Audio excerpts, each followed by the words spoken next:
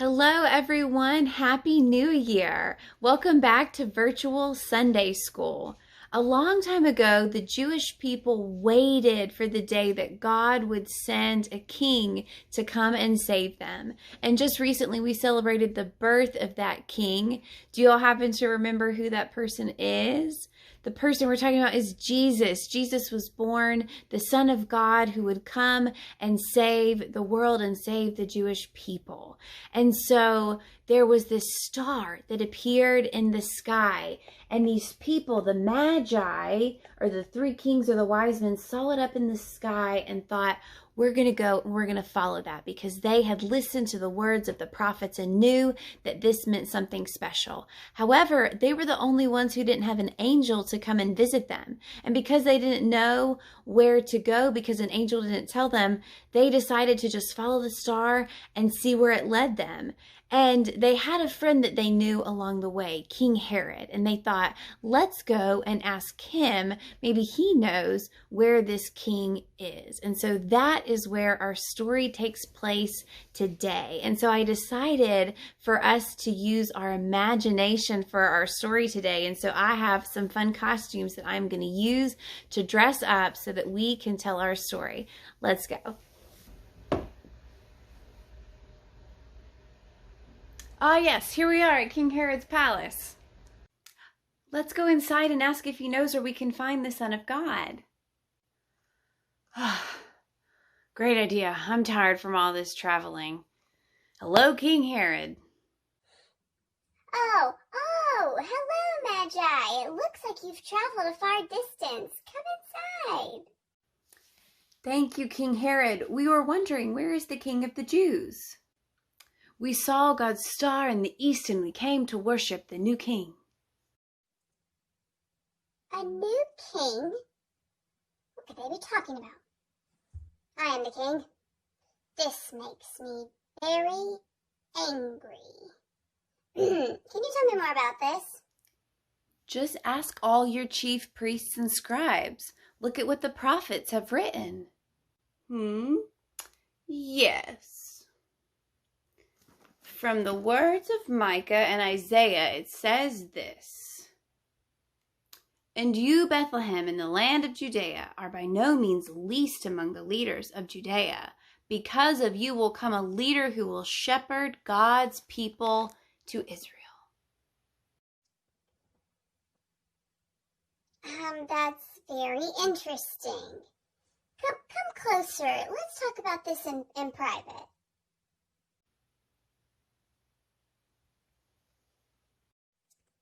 So tell me, when did this star appear? Just recently. Once we saw the star, we started our long journey, and now we are here.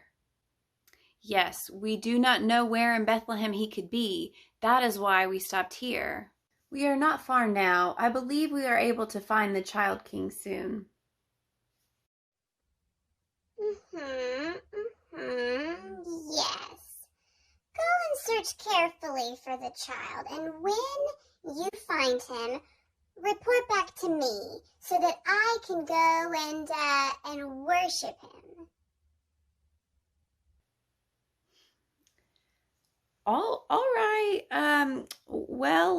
Thank you, King Herod. We must be on our way now. So, all right. It was great. It was really great. Really, no, it was great.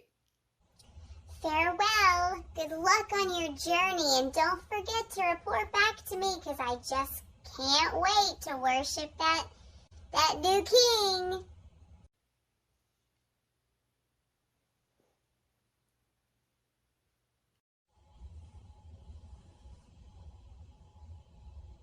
I hope they couldn't tell I was lying. There is no way I want to worship this new king. I want to have him killed. I am the king, not this Son of God.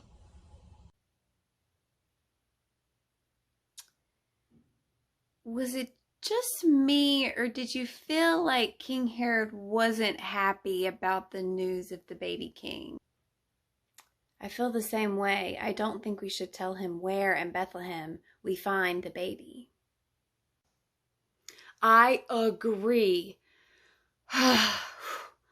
Unfortunately, that means we're going to have to take an even longer way home. Yes, but I think it will be worth it to keep the young king safe. Then it's settled. We will take a new way home, the long way home, but we will avoid that nasty King Herod. And so I think that is the best. So let us go and find this king and share our gifts of gold, frankincense, and myrrh with him.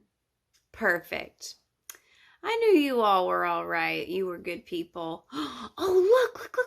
It's the star. We must be getting close. The wise men followed the star until it led them to Jesus.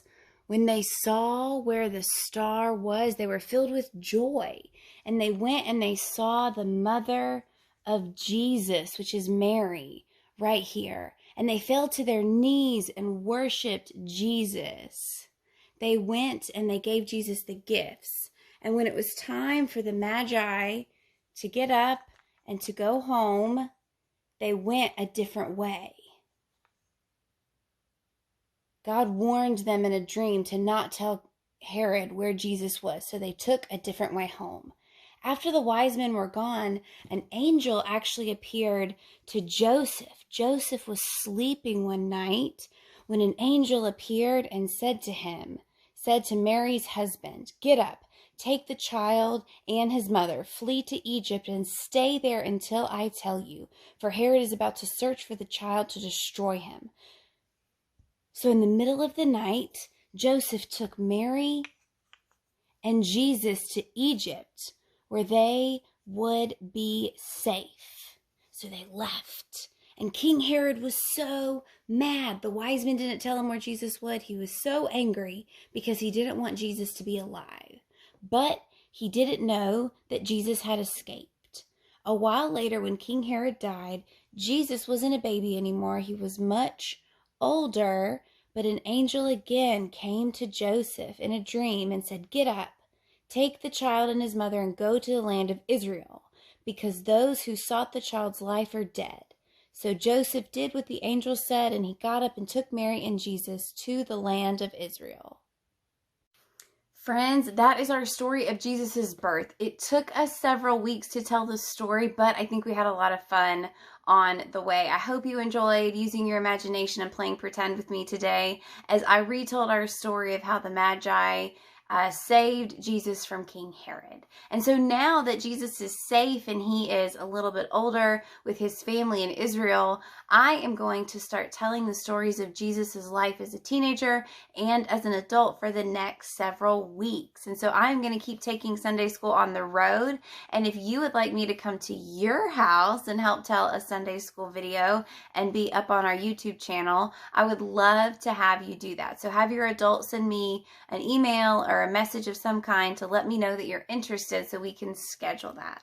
All right, friends, I hope you have a great week, and I also hope you enjoy the activity with Miss Erin. See you later. Morning, everybody. Today we're talking about the Epiphany, which is our celebration of when the wise men came to visit baby Jesus and bring him presents.